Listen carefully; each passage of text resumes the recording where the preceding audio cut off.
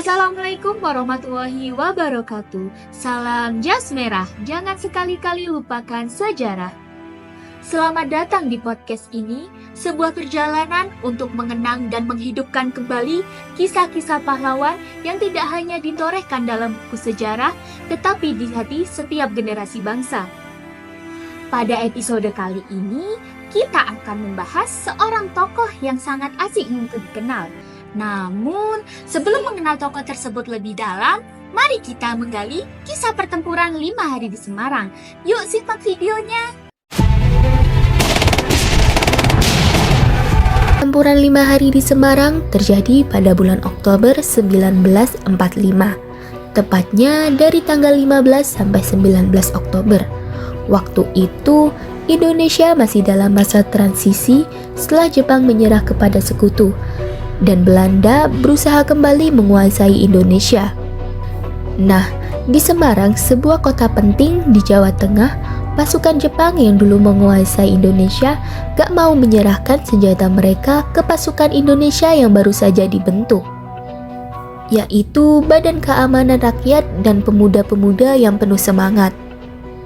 Gara-gara ketegangan yang makin memuncak, sempat terjadi pembantaian terhadap warga sipil Jepang, yang akhirnya memicu pertempuran besar antara pasukan Indonesia dan Jepang.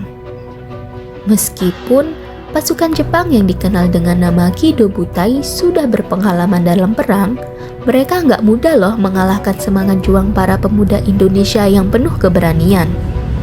Kenapa ini penting? Karena ini adalah pertempuran pertama yang melibatkan militer Indonesia setelah Jepang menyerah. Di sini, para pemuda Indonesia bertempur dengan semangat yang luar biasa, meskipun tanpa taktik dan persiapan yang matang. Mereka hanya punya tekad yang kuat untuk mempertahankan kemerdekaan yang baru saja diraih. Tapi, siapa aja sih yang terlibat dalam pertempuran ini? Ada beberapa tokoh penting yang namanya dikenal dalam sejarah, antara lain Dr. Karyadi.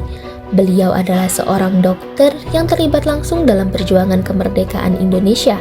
Kedua, Mr. Wongsonegoro. Beliau gubernur Jawa Tengah yang sempat ditahan oleh Jepang. Ketiga, Mayor Kido. Dia adalah pimpinan pasukan Jepang Kido Butai yang jadi musuh dalam pertempuran ini. Keempat, Dr. Kiki Sonarti. Beliau adalah istri dari Dr. Karyadi yang ikut berjuang juga. Kelima, ada Kasman Singodimejo. Beliau adalah perwakilan Indonesia yang ikut melakukan perundingan gencatan senjata. Dan yang terakhir, ada Jenderal Nakamura. Dia adalah perwira tinggi Jepang yang akhirnya ditangkap oleh pasukan TKR.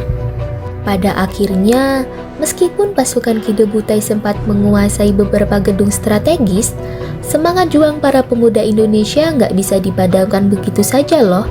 Mereka terus bertahan dan berjuang untuk Indonesia merdeka, meskipun dengan banyak pengorbanan. Bagaimana nih teman-teman? Setelah melihat video terkait pertempuran 5 hari di Semarang, terdapat tokoh yang tidak lupa dengan jasanya dalam bidang medis. Ya, ada yang tahu siapa beliau?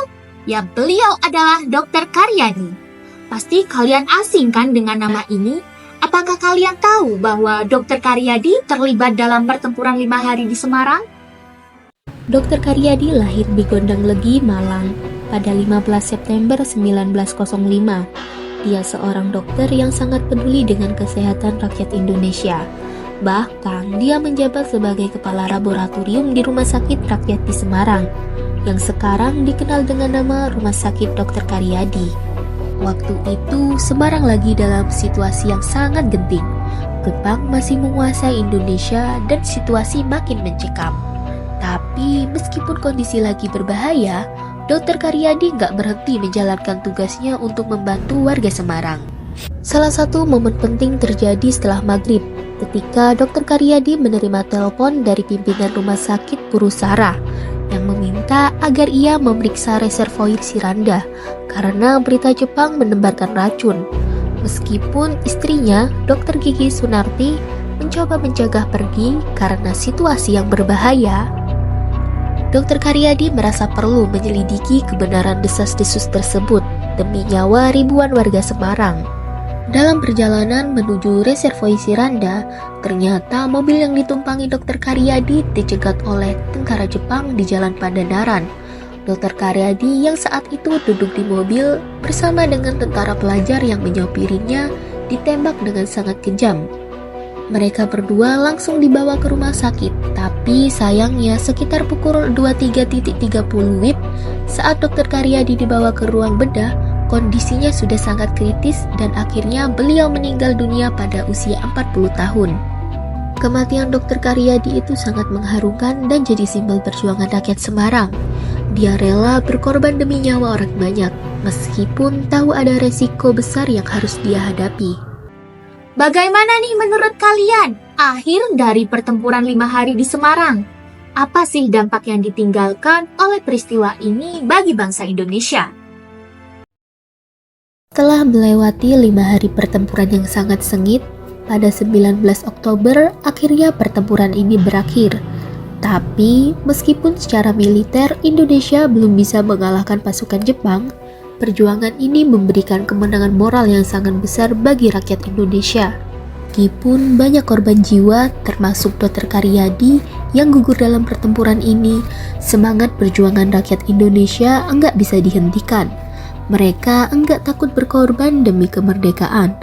Pada 20 Oktober 1945, akhirnya pertempuran benar-benar berhenti, dan rakyat Semarang bisa merasa lega karena perang sudah selesai. Tapi, apa yang sudah terjadi di Semarang nggak bisa dilupakan begitu saja. Jumlah korban pertempuran di Semarang masih sulit dipastikan sampai sekarang. Yang jelas jumlahnya sangat besar, bahkan jauh lebih banyak dibandingkan dengan pertempuran di daerah lain. Pertempuran di Semarang itu penuh dengan kekejaman dan kekerasan yang nggak terbayangkan. Banyak orang yang kehilangan nyawa dan itu jadi salah satu bagian tragis dari sejarah perjuangan kemerdekaan Indonesia. Sekarang, mari kita bicara tentang Dr. Karyadi lagi. Sebagai penghargaan atas jasa beliau, pada tahun 1964, RSUP Pususara yang jadi rumah sakit tempat Dr. Karyadi bekerja, diganti namanya jadi Rumah Sakit Dr. Karyadi. Bahkan, pada Hari Kebangkitan Nasional 20 Mei 1968, Dr. Karyadi dianugerahi Satya Lencana Kebaktian Sosial oleh Presiden Soeharto. Secara anumerta yang artinya dia dihargai atas pengorbanannya yang luar biasa. Hingga hari ini, kita nggak boleh lupa sama perjuangan Dr. Karyadi dan para pahlawan lainnya dalam pertempuran 5 hari di Semarang. Setiap kali kita melangkah di kota Semarang, kita harus ingat sama mereka yang telah berkorban demi kebebasan kita. Dr. Karyadi adalah salah satu contoh orang yang memilih untuk berjuang menjalankan tugas kemanusiaannya, bahkan sampai akhir hayatnya. Demikianlah kisah Dr. Karyadi dan pertempuran 5 hari di Semarang. Sebuah catatan heroik yang tidak pernah terlupakan. Dari sini kita bisa belajar bahwa yang kita nikmati saat ini adalah hasil dari perjuangan dan pengorbanan dari pahlawan bangsa. Terima kasih sudah menonton podcast ini.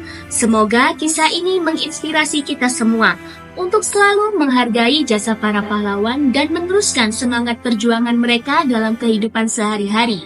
Sekian, wassalamualaikum warahmatullahi wabarakatuh.